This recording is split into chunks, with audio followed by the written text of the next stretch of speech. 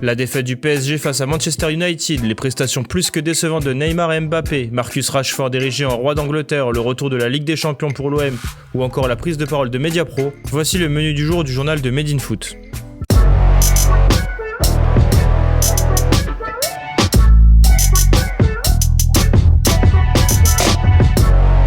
Le PSG démarre mal sa Ligue des Champions. Au Parc des Princes ce mardi soir, les Parisiens se sont inclinés 2-1 face à Manchester United sur un but dans les dernières minutes de Rashford. Comme il y a 2 ans, le club de la capitale chute face aux Mancuniens et au talent de l'attaquant britannique. Cette rencontre est d'ailleurs à oublier pour les hommes de Thomas Tuchel qui sont complètement passés à côté.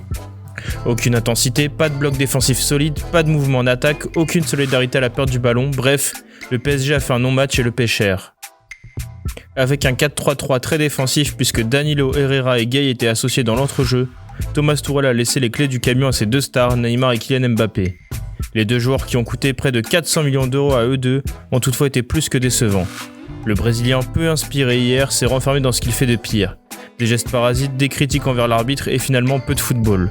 Mbappé quant à lui a eu une seule étincelle, une frappe détournée par De Gea au début de la seconde mi-temps. À part ça, l'attaquant français n'a rien montré et est sur une série noire de 6 matchs consécutifs sans le moindre but en Ligue des Champions. Sa dernière réalisation remonte au 11 décembre 2019. Le quotidien L'Équipe l'a d'ailleurs choisi en couverture avec le titre méconnaissable. Neymar quant à lui n'a plus marqué depuis 4 matchs, série en cours.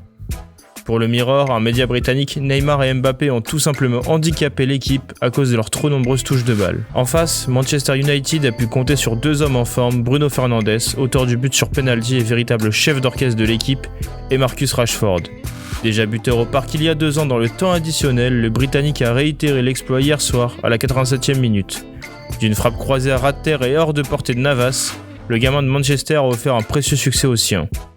De l'autre côté de la Manche, il fait logiquement les gros titres de la presse. Pour le Time Sport, Rashford est tout simplement le prince de Paris, tandis que le Daily Star le surnomme Marc de Triomphe. On note aussi une impression de déjà-vu pour le Guardian Sport. Dans les autres rencontres de la soirée, le Barça a cartonné Ferencváros 5-1 avec le retour remarqué d'Ousmane Dembélé. Entré en cours de jeu, l'ailier français a brillé en inscrivant un but et en délivrant une passe décisive. Dans le même groupe, la Juve a évité le piège ukrainien en s'imposant 2-0 face au Dynamo Kiev.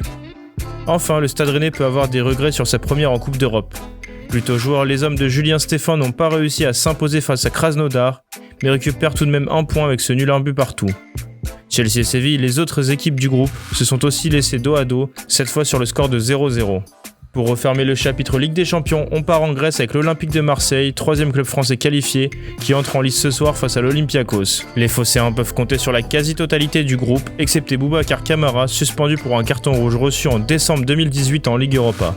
Pour la compo probable, André Villas-Boas devrait encore une fois aligner un 4-3-3, où Kevin Strootman viendrait remplacer Kamara. En attaque, Florian Thauvin aura la lourde tâche de guider les siens, aux côtés de Dario Benedetto et Dimitri Payet.